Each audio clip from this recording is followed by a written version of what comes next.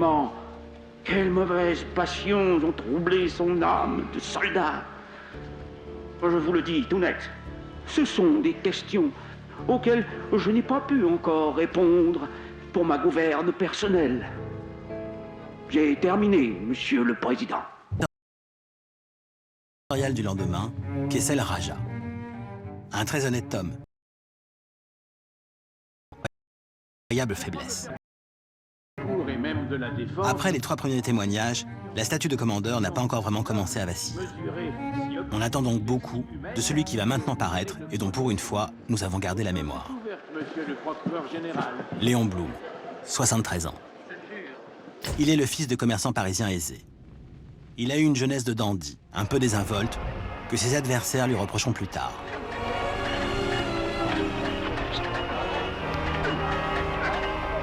Il a d'abord été critique littéraire et écrivain lui-même, en publiant notamment un essai qui faisait l'apologie de l'Union libre et qu'on lui jettera également à la figure au temps de ses responsabilités politiques.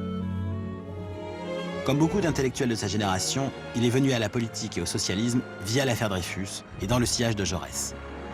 En 1920, quand le parti se divise entre communistes et socialistes, Blum fait le choix de rester à la tête de ce qu'il appelle la vieille maison. Comme Reynaud et Daladier, il est député à la Chambre depuis 1919, élu de Paris.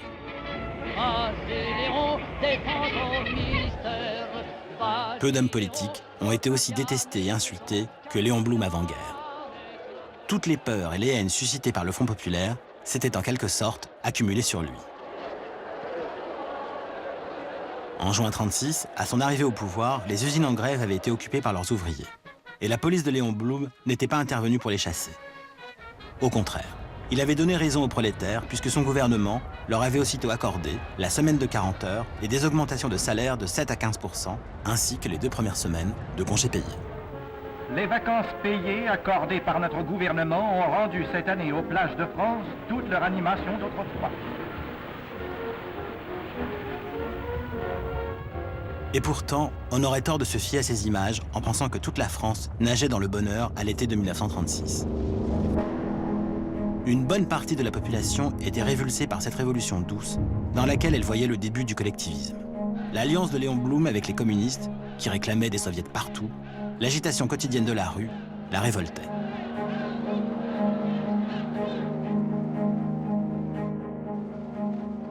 Vive la République des travailleurs!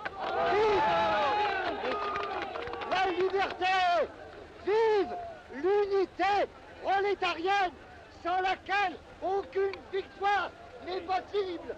Vive le peuple ouvrier de Paris! Blum avait fini par symboliser tout ça. La démagogie, l'approximation, le désordre, l'incompétence et les manifs. Et puis Blum était juif. De vieille famille alsacienne, certes, mais enfin, juif. Le premier en France à diriger le gouvernement. Une bonne partie de la droite emboîta le pas derrière l'Action française qui voyait dans ce judaïsme de Blum l'origine de tout le mal. C'est parce qu'il était juif que Blum était plus internationaliste que patriote. Parce qu'il était juif qu'il ne comprenait rien à l'armée, à la paysannerie et aux traditions françaises et qu'il leur préférait les ouvriers et les instituteurs déracinés. Et surtout, c'est parce qu'il était juif que Blum voulait la guerre avec l'Allemagne de Hitler sans que le retienne le scrupule de faire couler du sang français. Monsieur le Président Léon Blum, Alors Pétain dans tout ça. je répète que je suis d'autant plus à l'aise. En mai et juin 40, Blum n'est plus au pouvoir, contrairement à ceux qui l'ont précédé à l'audience. Il n'est donc pas le témoin direct des débats et des tractations qui ont mené à l'armistice. Mais il n'est pas là pour cela. Mornay et l'accusation ont senti le vent. Jurez-vous de dire la vérité? Ils ont su reconnaître que les épreuves de l'occupation avaient certainement grandi Blum dans l'opinion, qu'elle lui avait donné un ascendant que ni Reynaud ni Daladier ne possèdent. Cette noble personne. Isorni lui-même parla de lui comme d'un grand seigneur. D'autorité, il évoqua à son tour le vote des pleins pouvoirs à Pétain les 9 et 10 juillet 1940, qui fut pour lui une expérience cruelle. C'est sa version qui devint pour de longues années la version de référence. J'ai vu là pendant 2 jours des hommes s'altérer, se corrompre à vue d'œil, comme si on les avait plongés dans un bain toxique. C'était vraiment un marécage, une mer dans lequel on voyait, je le répète, à vue d'œil, se dissoudre, se corroder, disparaître tout ce qu'on avait connu à certains hommes de courage, et de droiture. Léon Blum passa ces 2 jours seul, ou presque, accompagné de Marx d'Ormois, son ancien ministre de l'Intérieur. Et pourtant, parmi tous les représentants du peuple réunis à Vichy, les députés et les sénateurs socialistes, dont Blum est théoriquement le patron, formaient le groupe le plus important. Mais la plupart l'évitèrent soigneusement, se contentant dans le meilleur des cas de le saluer à la dérobée. En conséquence, s'il vota non au plein pouvoir, Léon Blum ne prit pas une fois la parole en séance. La crainte de faire apparaître publiquement les divisions du parti l'en dissuada. Les 3/4 de ses camarades socialistes, notamment ceux de l'aile pacifiste qui étaient entrés en guerre du bout des lèvres, votèrent en faveur de Pétain. Et le bruit qu'on faisait courir, le bruit qu'on circulait, c'est « Ceux qui ne voteront pas ne coucheront pas dans leur lit ce soir ». J'avais toujours pensé et j'avais toujours dit qu'il était impossible, après les événements du mois précédent, que la Constitution de la France demeurât intacte. J'avais dit toujours, comme je le pensais, qu'il n'y a pas d'exemple dans l'histoire d'un régime constitutionnel qui survécu intact à un désastre comme celui-là.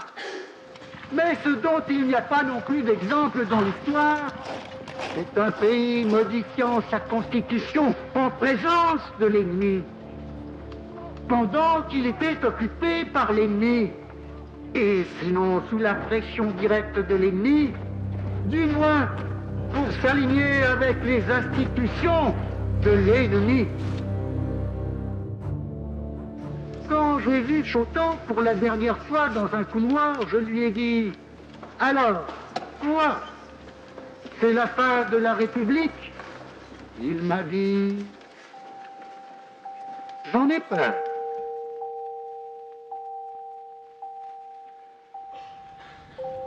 J'ai quitté Vichy. Je suis entré dans la maison de la campagne que j'habitais. C'est là que j'ai été arrêté le 15 septembre pour être transféré dans la maison de Chavron, transformée en maison d'arrêt spéciale. Connaissant Laval, comme vous avez dit vous-même, que vous le connaissiez depuis longtemps. Depuis longtemps. Et connaissant le maréchal, croyez-vous que le maréchal est exercé sur Laval de l'influence, ou que ce soit Laval qui est exercé de l'influence sur le maréchal? Vous me direz que c'est une hypothèse. Maître Fernand Payen, c'est encore une question bien dangereuse que vous nous posez. Je connais Laval, en effet, mais je ne connais pas le maréchal. Oui, il y a en lui un mystère que je ne peux pas pénétrer. Oui, je ne peux pas m'expliquer à moi-même, d'une façon satisfaisante, quels ont été les motifs vrais de ces actes. A-t-il agi par ambition? Mais oui, c'est possible, mais vous m'obligez ici à entrer sur un terrain où je n'aurais pas voulu pénétrer. Y a-t-il eu chez lui ce dessein prémédité dans le désastre de la patrie de trouver une occasion de pouvoir personnel que peut-être depuis 6 ans il avait attendu? D'événements intérieurs, d'événements d'une autre nature? Je ne veux pas l'affirmer puisque je ne le sais pas. Mais je n'ai pas le droit d'écarter cette hypothèse puisque vous me contraignez à la formuler. Ce qui n'est pas une hypothèse, c'est ce que vous avez écrit vous-même, un article que vous a déjà rappelé et que vous connaissez bien. J'ai vécu, maître Fernand Payen, c'est égal. J'ai vécu dans la même illusion que la France entière. C'est précisément ce renom national du maréchal Pétain, fait de tant d'éléments, fait de sa prestance, fait de sa stature, de la limpidité de son regard, de tout ce que vous voudrez. C'est cela qui employait précisément à tromper la France sur le sens et sur la portée de l'acte qu'on lui présentait.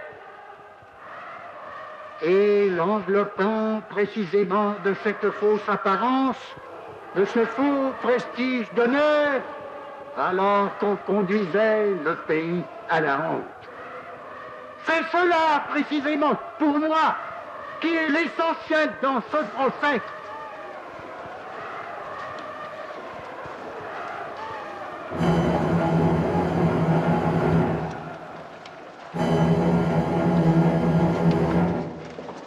Pas d'autres questions?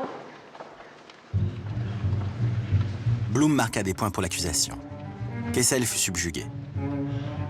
La qualité intellectuelle et morale de l'homme qui parlait, son humanité, sa sensibilité et le choix merveilleux de ses mots, l'intuition artistique dont il se servait pour les exprimer, firent que l'auditoire entier fut arraché aux limites de la petite salle étouffante, que le drame qui s'y donnait fut rendu à ses proportions vraies et le personnage principal à sa mesure. Léon Blum est le dernier des grands ténors de la Troisième République que j'ai choisi de vous faire entendre. Il y en eut pourtant bien d'autres pendant cette première semaine. Des Jeanneney qui présidaient le Sénat, des Herriot qui présidait la Chambre des députés et qui fit à son tour un portrait saisissant de la débâcle de juin 40. Messieurs, dans la nuit du 17 au 18 juin, alors que la France était sur la clé, il n'y avait personne au travail dans tout le ministère de la guerre. Il n'y avait pas un bureau qui fonctionnât. Il n'y avait pas une lampe allumée. On vit un député conservateur, Louis Marin, dont la déposition plongea le maréchal dans une douce somnolence. On aperçut aussi quelques diplomates de haut rang, comme Charles Roux, et de petits secrétaires d'ambassade. Mornay avait même cité Michel Clémenceau, le fils du Tigre, parce qu'il ressemblait comme deux gouttes d'eau à son illustre père. On vit aussi le général Doyen, qui n'avait pas l'air très à l'aise, et deux illustres inconnus, chargés de rapporter des rumeurs sur le complot fomenté par Pétain avant-guerre. Un publiciste, nommé Paul Vinclair, et mademoiselle Denise Petit, dont l'apparition, serrée dans un bel uniforme FFI, parvint à sortir le maréchal de sa torpeur. Ils s'en allèrent sous les risées de la Défense. Ouverture d'audience, fermeture d'audience, un enchaînement de longs monologues qui parurent souvent interminables ou trop techniques. Au bout d'une semaine de ce régime, les éditorialistes s'interrogèrent. Du vent, le procès Pétain ? Celui qui traduit le mieux cette impression, c'est Camus, dans son article du journal Combat.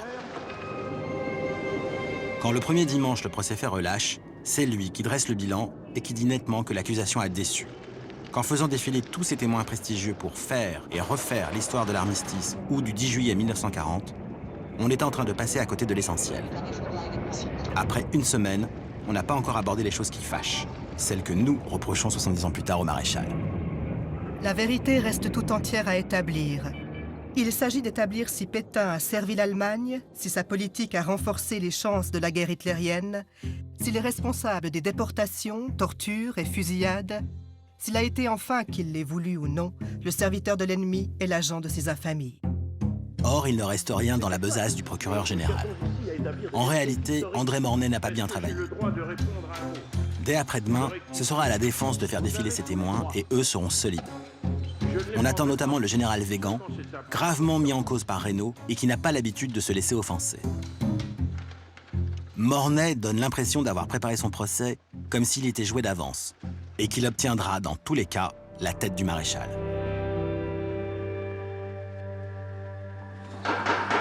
Il est vrai que les procès de la haute cour ne sont pas ordinaires. Pour commencer, savez-vous que les 24 jurés auxquels s'adressent les témoins ont été choisis dans 2 collèges constitués. Il y a les 12 parlementaires, exclusivement choisis parmi ceux qui n'ont pas voté les pleins pouvoirs au maréchal, ce fameux 10 juillet 1940.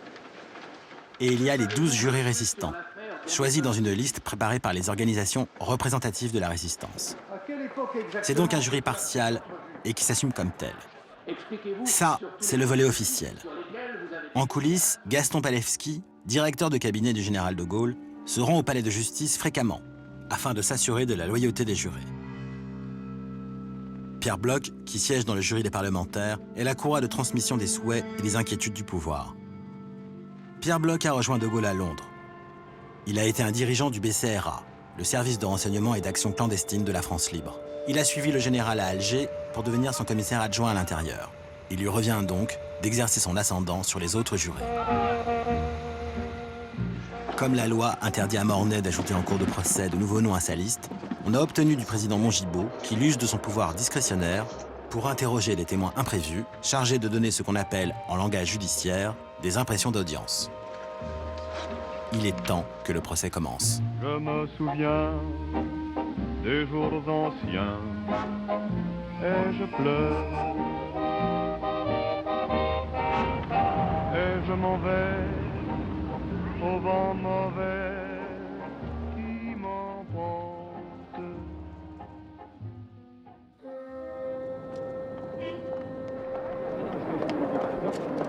Les coups les plus durs qui ont été portés à la résistance l'ont été par les policiers du gouvernement de Vichy. Le télégramme qui a été rédigé pour m'appeler, elle a été dans les fumées qui montaient contre les fenêtres du quai d'Orsay. Il faut tout de même qu'on se souvienne de cela. Éviter le pire au peuple français. Tel a été le leitmotiv de toute sa politique. Par conséquent, lui disais-je, le moment est venu de partir pour l'Afrique, afin de réunir toutes les forces de la France sous votre autorité en vous entendant avec De Gaulle, avec les Anglais, avec les Américains, de façon à faire front commun. Partez, monsieur le maréchal, partons! Président du Conseil et au pouvoir jusqu'en février 1936. Je luttais obstinément contre la gauche.